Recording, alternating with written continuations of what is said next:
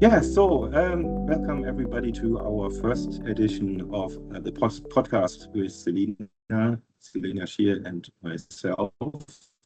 Our podcast series will be a lot about China global relations, different leadership approaches, what works, what not, global geopolitics, economics, German-Chinese relations, US-Chinese relations, opportunity in Southeast Asia, and back to more human topics like effective communication, crisis management, and general collaboration if we don't find any other subjects. So there's a wealth to discover. Today is our first session between us, and that's why we should also introduce ourselves. So I give the word to the lady, Selena, to introduce yourself first. Thank you, Mike. Hi, everyone. Great to be here. Mike and I both graduated from China Europe International Business School, and we also worked at Siemens Energy in strategy management and strategy marketing before. Very good. Thank you, Selina. Very short and crisp. Yeah, my name is Michael Eddig.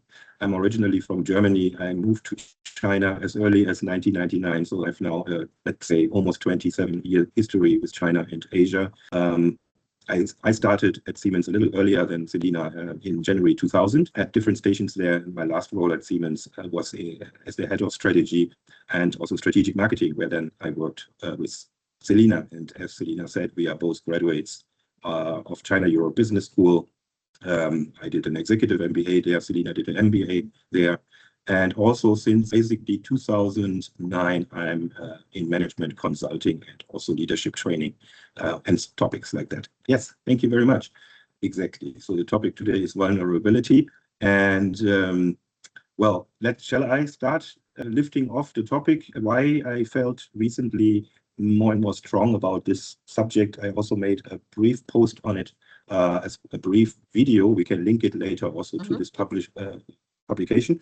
Is that for many years, the subject or the notion of vulnerability, especially coming from the 5 dysfunctions of a team proposed by Lencioni, I think it was 2001, it has always been proposed that vulnerability builds trust. That means the 5 dysfunctions usually say a team does not function if there is an absence of trust. And in order to build the trust, vulnerability is the tool. Now, why I'm passionate about it? Because I basically observed it a number of times in my career, but also in my personal life, that it doesn't just work that trivial, just like that, right? And that's why I thought today we can talk about this. Why is this the case, and how do we deal with it? Well, when you hear you say vulnerability create trust, I immediately have doubts and question marks in my mind. So I'd love to hear from you how this vulnerability can create trust, because in China we do not really promote that idea. So very good point. So it's not only about the topic itself in general terms, but also does that actually work culturally between or in China, for example, in Asian cultures and other European or North American or other global cultures. Very good point. So maybe let's start with the basic notion of why vulnerability can create trust.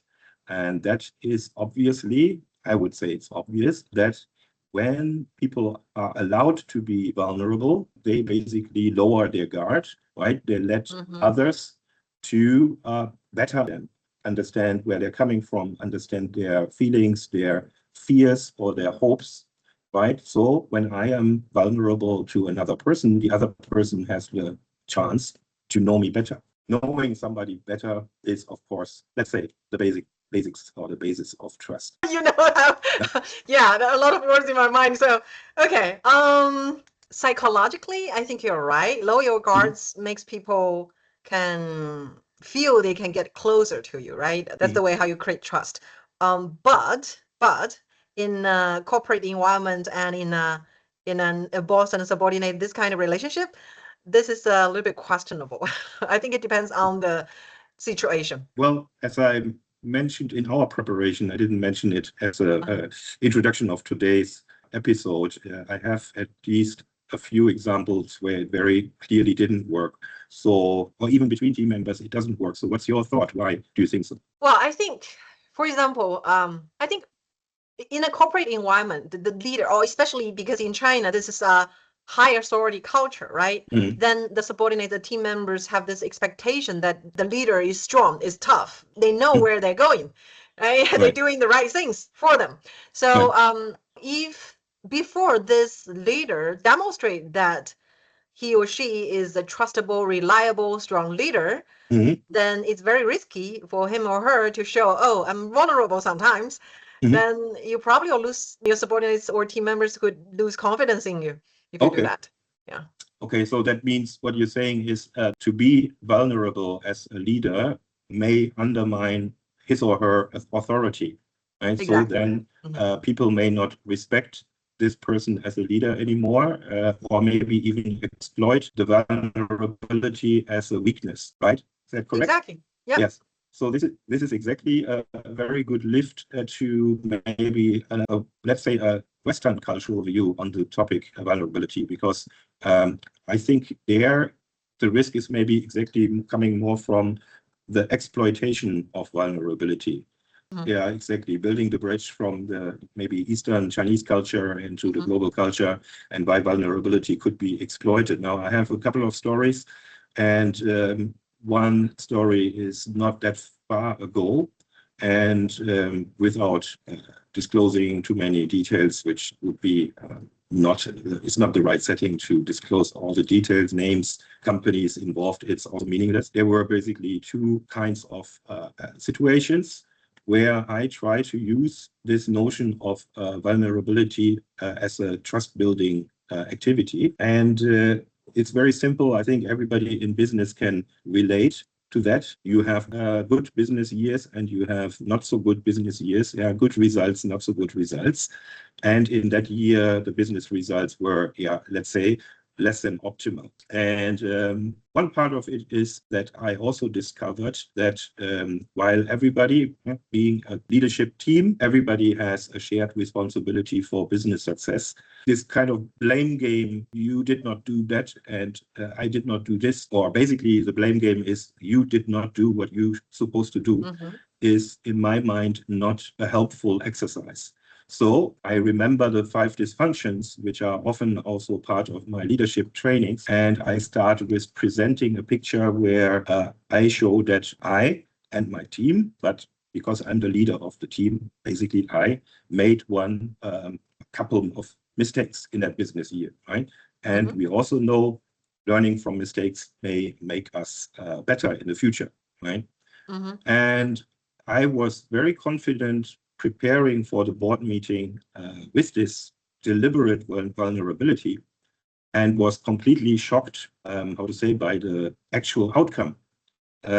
Because what I expected should be happening is, yes, we are very happy to hear this, Mike. I mean, we are happy to see that you take responsibility for this part. Actually, what happened was, preceding the meeting, I got almost, to use a mild word in English, I want to avoid the word attacked, verbally accused by one of the board members that I was making the story too much about myself. And this puzzled me very much. And the way it was presented to me is I used this in order to make myself look better or concentrate the attention on me. And this is a very strange turn of events. I don't know how you think, Selina, or the audience think. The second is that in the board meeting, using this narrative, it did actually circle all around the mistakes of my team and myself. And it actually reinforced the other people in the room to, I would not say deny their own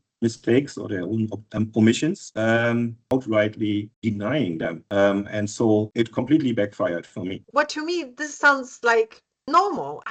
Like you said, this story or this outcome surprised you, but I do not see what's the surprise. It's kind of sorry, but tell me what the part you think should be different. Oh, So okay. yeah, if I give you response, this is exactly what happened in China, and I see it every day. So that's why. Tell me, why do you think it's yeah? Okay. So the first thing is that it's interesting to see your reaction and that you say it's normal. And that is actually Okay. For China, maybe, yes. So that is a very good, how to say, a learning effect. Interesting side snippet in a lot of, especially leadership programs in China. Of course, the most that I observed are with multinational enterprises. These 5 dysfunctions and how to overcome trust and vulnerability is a staple topic. So it is being taught, but we could argue it's because these multinational companies want to have their same leadership style, right, across the world, including China. I'm not so familiar how, for example, Chinese private companies are incorporating this topic. Anyway, coming back, that you think it's normal, and I didn't think it's normal. However, I'm rethinking, first of all the people involved in the room, except one person, were Westerners, all of them European, if I'm not mistaken. So I expected we have, first of all, a somewhat homogeneous audience, right, group there. The second part is, you could argue in other companies like manufacturing or something like that, maybe the tone and the behavior is a bit more rough. Excuse to all the manufacturing companies listening, but all of these guys are consultants and trainers, right? And they even train themselves the topic leadership and vulnerability, right? The third is, and this is where this is the, how to say, this shocking moment for me. The theory says if I am allowing myself to be vulnerable, then people should trust me more, understand me more. And somebody says, sorry, this happened. Are you still there? The theoretical outcome should be, oh, I appreciate that you say sorry. I can understand that, or now I understand that you regret that this happened. So let's talk about, or let's not forget about it, but go move forward. And how can we avoid a mistake in the future, right? As I said, didn't happen. And then I was reflecting, because it's not the first time, maybe actually, I don't know if we should talk about the second story in the interest of time. I thought about it. It's probably true that over a time period, vulnerability can support trust building, but the basic trust needs to be there already. So you cannot say, but basically the 5 dysfunctions, now maybe there are some certified people listening to this and say, Michael, you didn't quite understand, and let me explain, and we are very happy to see your comments.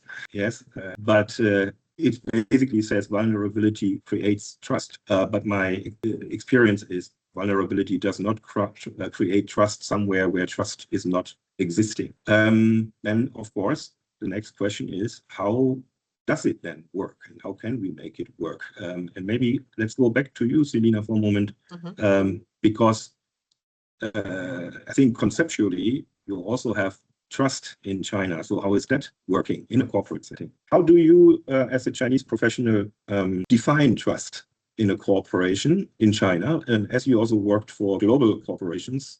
For me, in a corporate world, trust is, when I say I trust the people, right? His or her behavior is predictable and the outcome is consistent, right? Sometimes I cannot say I trust the people don't perform, but when I say I trust the people, which means that he or she is performing well, it's good, right? That's why I trust this team member. I want to work with him or her. That's the trust. Basically, is the behavior, the action, and the result. And then how does this trust show itself? So what's the value then of the trust for the work? How is it manifested? So it saves time for the communication work. It makes work more efficient, and it saves me time to not do those works to just have a backup plans. I'm working with a strong team. I trusted the action and results, so I do not need a lot of plan B and C and Ds. Yeah, it's just very efficient. Save me and the team a lot of time, communicate back and forth, checking each other, and maybe sometimes worry about political risks, all those kind of things. It's going to energy saving mode, like efficient energy saving way. Understood. Maybe if you allow me to share with you my thoughts on how trust can work well and how it shows itself in a well working team. I'm presently working in a global project for SAP S/4HANA migration, and that team works exceptionally well. in a very interesting way, maybe a big bit of a backstory, a team that is distributed all over the world. We are talking about USA, China, Malaysia, India. Now I'm based in Indonesia right now. The countries concerned for the programs are including places like South Korea, Japan, Vietnam, Philippines, New Zealand, Australia, and other countries that I may have missed. So it's basically APEC focused now, Asia Pacific. Most of the US side, the people are often meeting in either the service provider office or at the client's office. My Asia team, except for me and one person in China and one person in Malaysia, have never met, especially in the first 6 months of the program. So everything points to a very dangerous setting. This brings us to another leadership concept you may be familiar with. That's the 5 phases of the team, right? Yes. Yeah. And at some point you have a storm period. And I think we went through a storm period. Now, why I'm explaining this in so much detail is because we are talking about trust and vulnerability. And I have observed teams that are constantly on site, that had time to get to know each other in person.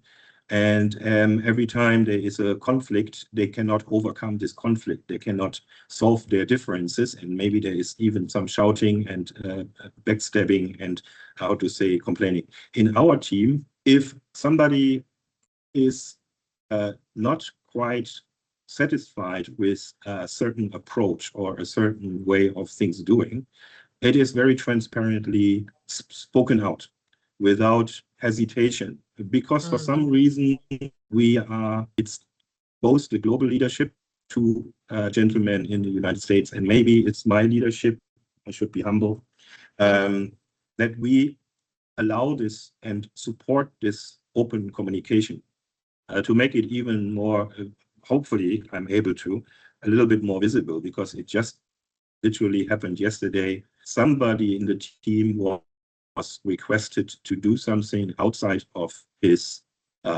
normal job description. We like to be helpful to our client, but we need to also stay within our job description. Otherwise, we cannot do the deliverables on time, and then the problem is later.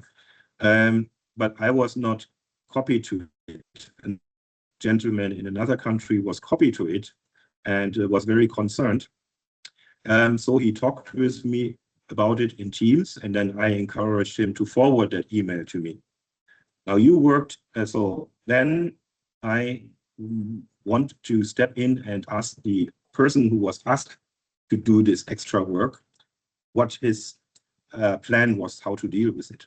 Now you worked in a corporate way, so or corporate. What can sometimes happen in this situation, Selina? Well, this happens. When it happens, it's not a good sign. Yeah, exactly. It can be very tricky and dangerous, because I was at the same global corporation that you were. And if then for you go to that person and say, the other person told me, a lot of times the persons will be offended or fight back and say, why he not talk with me directly? Why he need, because I'm also the leader. So kind of it's like escalation. Yeah. However, in this team, we have this trust. And I think this trust is very much based on, first of all, we all have the same objective, to satisfy the customer and to complete the program as promised, on time and on budget and everything. Secondly, we never do anything to harm each other. So when the one person observes something and then, let's say, escalates it to me, and then I go to the other person and said, that person told me, it's not to harm him, but it's to solve the problem, help him actually to solve the problem, and then again, satisfy the customer, meet the objective. So this is how I think. And by the way, since we are talking about Western and Eastern culture, these 2 gentlemen are actually Eastern culture, Malaysia and China. Nowadays, when they see this video, they know who I'm talking about, right? And the project leader in this context, how to say, in this context, is American, right? And I'm German. So we are dealing with multiple cultures, but it's working. Well, I have to say that you did build a great trust with your team. Otherwise, this would not happen. Yeah, it is. And I'm still analyzing this, whether it's actually either there's one thing that is maybe different compared to a corporation.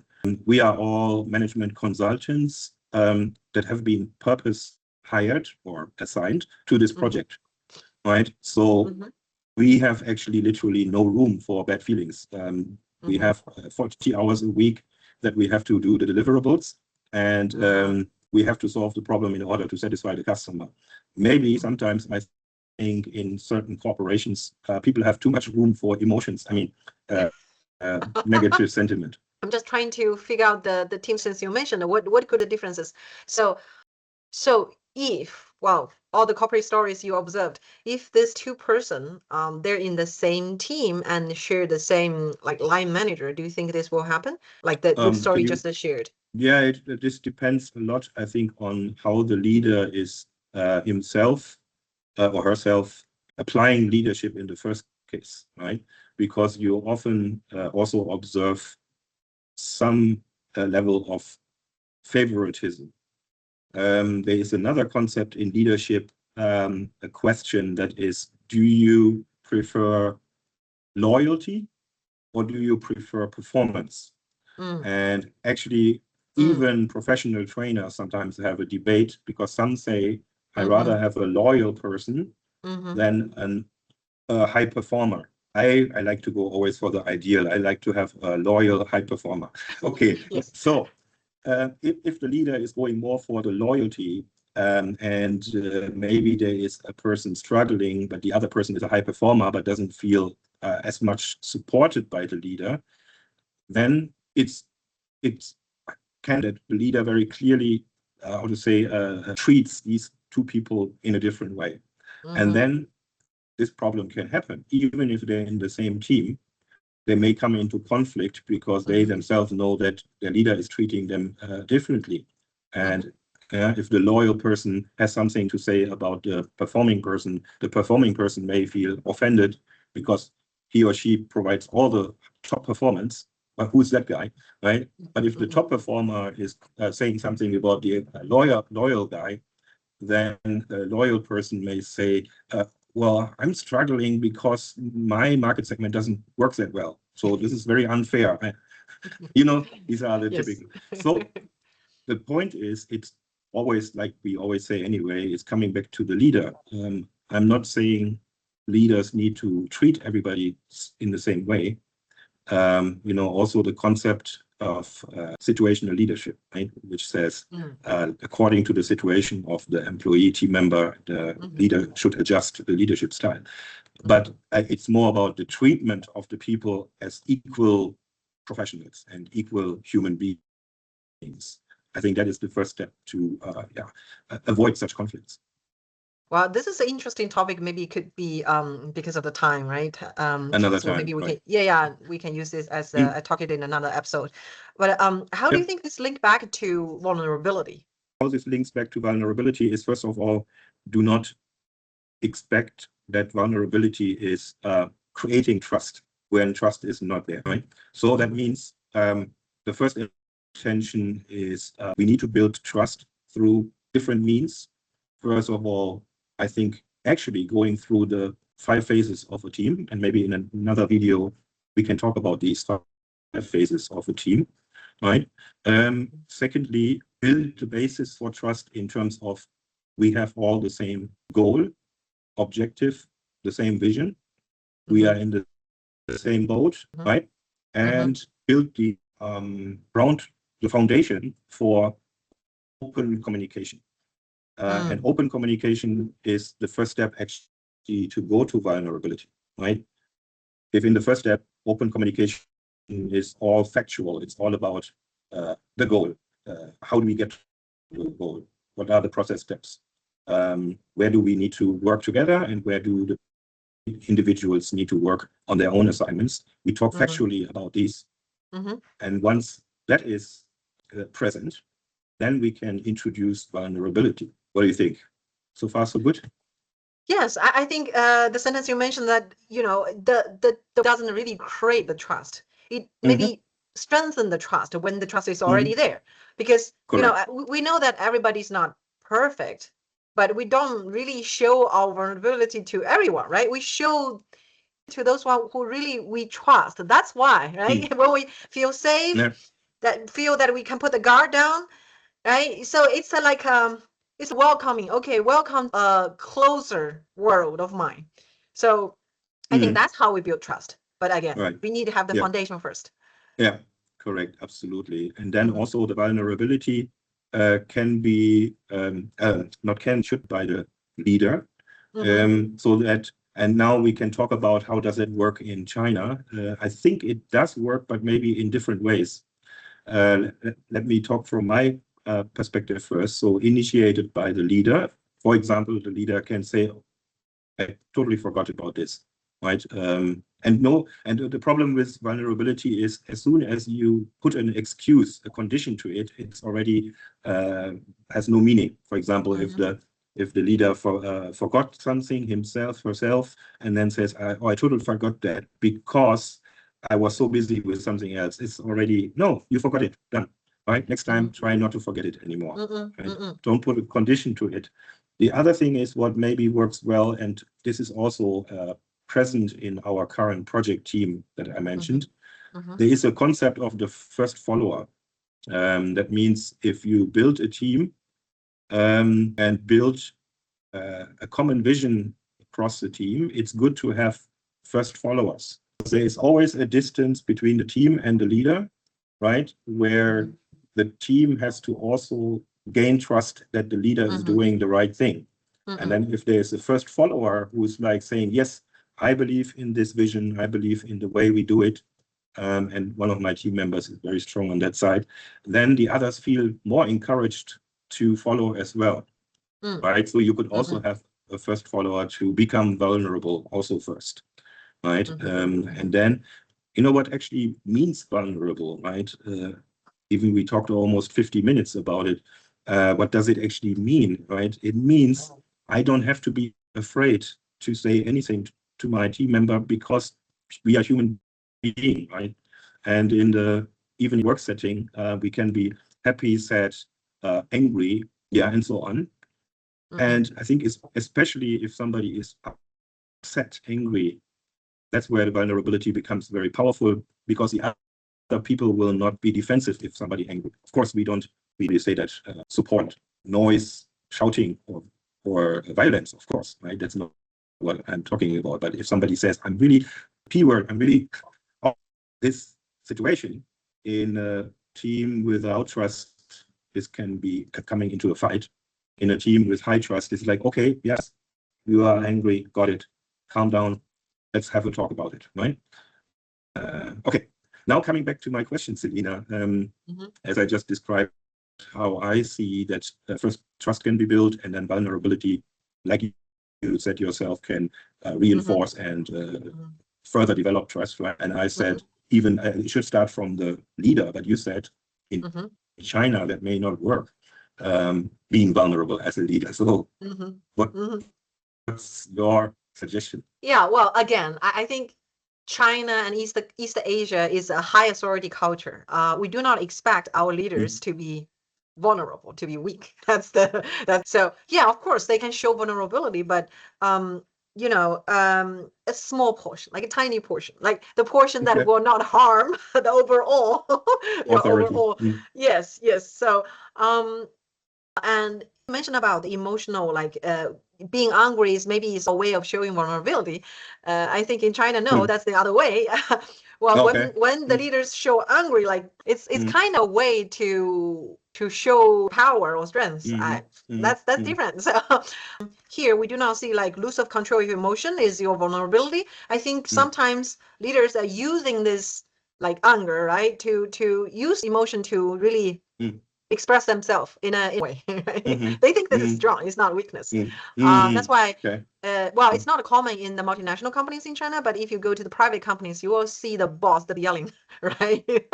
So yeah, again, in China, I think vulnerability works again when you already build up a very strong trust. You already demonstrated you're a strong leader, and then showing that vulnerability to a small selected group of people, then which means that you open doors to some of the people, selected people. And this is the way, like the gesture or to, okay, you guys, you're, yeah, to getting closer to me. That's how they build up trust.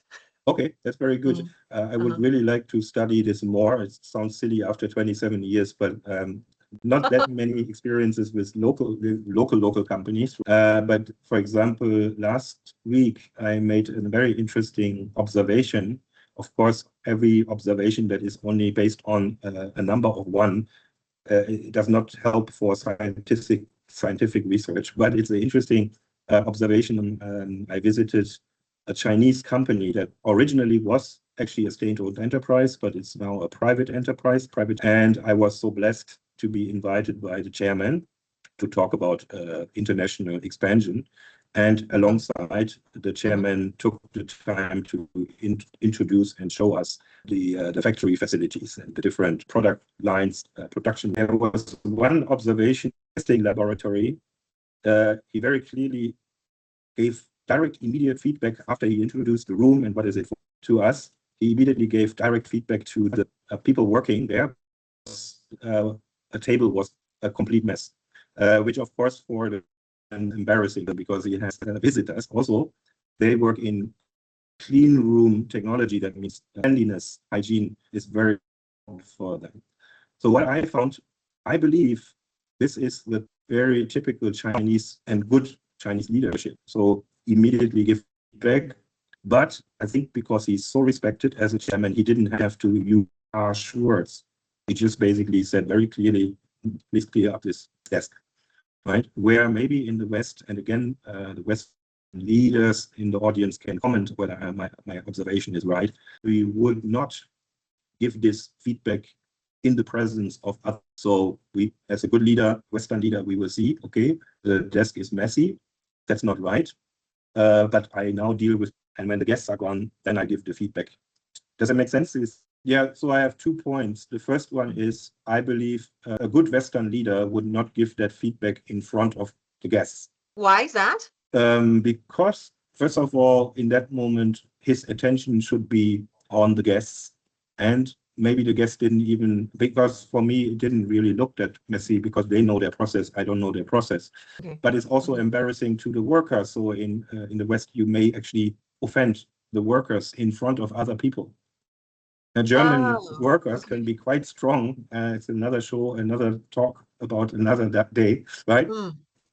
But the second is because his chairman is 40 years in this company, very respected, he just didn't have to use any harsh words, right? He just said, desk is messy, clear it up, done. Exactly. Well, it's for a leader to like do the first thing, like I said, usually we will not like pay attention to a messy table when we have a guest, right? That's not normal, as you observed. Maybe he's like super cool and calm, so he can make that order. But the later one, to ask your subordinate to do something, I mean, that's not something that the Chinese leader need to worry about. I mean, again, we have a high authority culture. We just respect the orders and things from the leader. So okay, very good.